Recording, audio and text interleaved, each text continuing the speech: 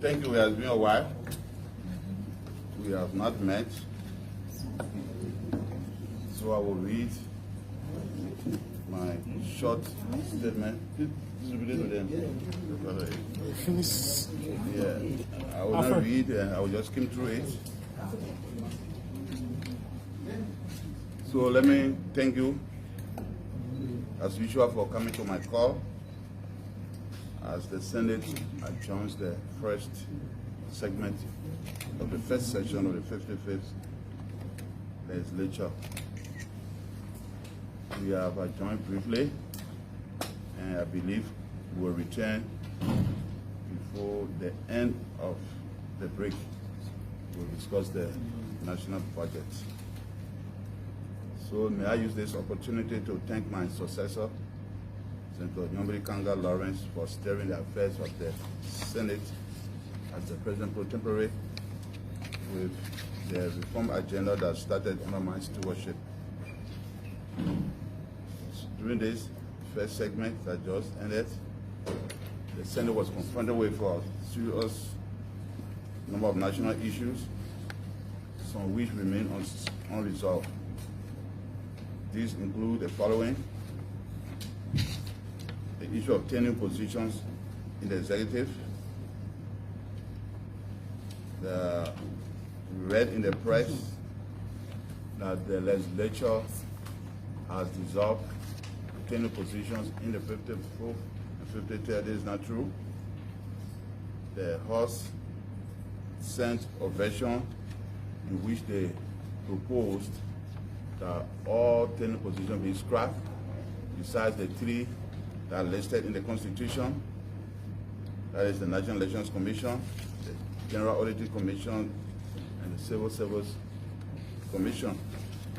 But the Senate did not occur, and the Senate said that besides the three, we needed to include 8 other integrity institutions for tenure. So that's where we start. So there was no decision. Let me add also by stating that Article 89 of the Constitution gives the legislature the right to establish agencies of government and prescribe their nature. You have the right to indicate whether they are tenure or non-tenure. Also, during the segment, the Senate received a resolution from the House of Representatives on the establishment of war and economic crime courts in the country. As you know, it was sent to the appropriate committee, Committee on Judiciary, to report to plenary within 2 weeks. But prior to that, I sent a communication to plenary, reminding plenary about the advice it gave the former president back in 2021. Specifically, the Senate believed then that there should be justice for victims and that crimes against humanity should not go unpunished. But constitutional and other legal constraints may prohibit the establishment of an international tribunal in the form and manner prescribed in the TRC report on Liberian soil. That economic crimes code, that economic crimes committed during the civil crisis do not constitute international crimes, but should be dealt with under Liberian laws using Liberian criminal codes, including the possibility of establishing a correction court. And that there are other recommendations in the TRC report. For example, the state apology that should be offered by the president, the reparation trust fund, that money to go to help victims of the war and victimized communities, and the Palava Hut program, where perpetrators and victims will come face to face and discuss. During the segment turning to the agriculture sector, Senator Chie and myself wrote plenary to ask plenary to lift the moratorium placed on the exportation of unprocessed rubber. This, we believe, will bring relief to small Liberian farmers who are so dependent on the rubber sector for survival. Still on executive orders, the President of Liberia has issued executive number 126, establishing the Office of Asset Recovery with a prescribed term of reference. It is my opinion that TOR resembles the function of the LACC or the Ministry of Justice.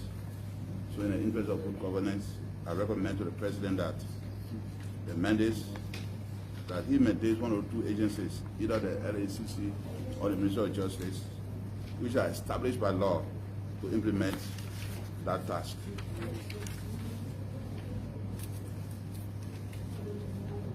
We know that we have received the results of the National Housing and Population Census, putting our population at 5,250,187 persons.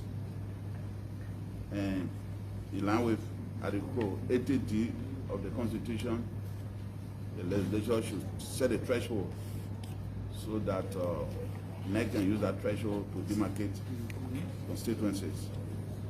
So I raised that in plenary, and plenary gave that mandate to the appropriate committee. In the first segment, the Senate was very busy with confirmation hearings. All the committees vetted the nominees, although there were some weaknesses in certain cases about some nominees. But it is the general opinion of the Senate that most of the nominees met the basic requirements to deserve the opportunity to go to work and contribute their quota to public service. The Senate will have oversight. We will continue to monitor their performance as they work, and we can make recommendations to the President at any time when appropriate.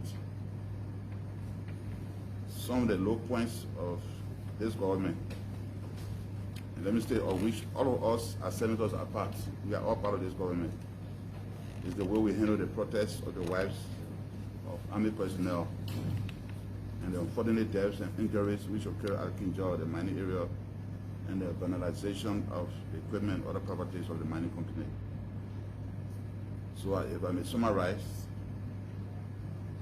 why our government tried, and it is too soon, but there was few missteps and few issues of governance, some of which I reflect above. So if you ask me what grade I would give the government, because today marks its first 50 days, I will give it a grade of 80%. Thank you, and it is my pleasure to renew our interaction. Okay, we'll take questions of people, even as